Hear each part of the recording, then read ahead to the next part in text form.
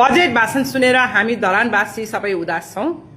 सबैको मुखमा गुनासो छ धरानको विकासको बारेमा, बीपी हस्पिटलको बारेमा एउटा केही अक्षर पनि उक्किएन भनेर।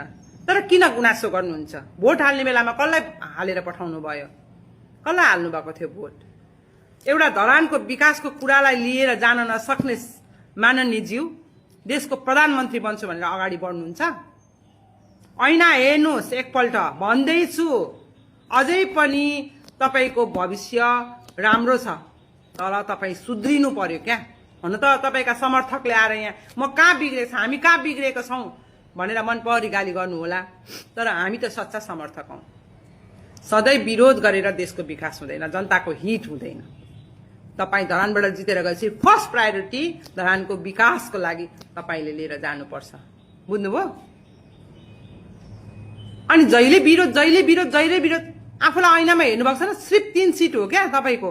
तपाईले प्रधानमन्त्रीको राजीनामा मागेर प्रधानमन्त्रीको राजीनामा त सम्झिने पानी छम्किने मात्रै हो।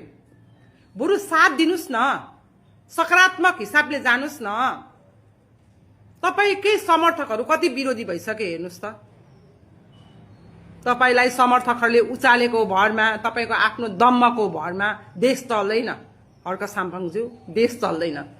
तपाई राष्ट्रलाई चाहिने मान्छे हो भनेर बार भनिराखेको छु, तर यो मूर्ख बुद्धि लिएर मनमा जहिले पनि नकारात्मक लिएर हिँडेपछि तपाई आफै पतन भएर जानुहुन्छ।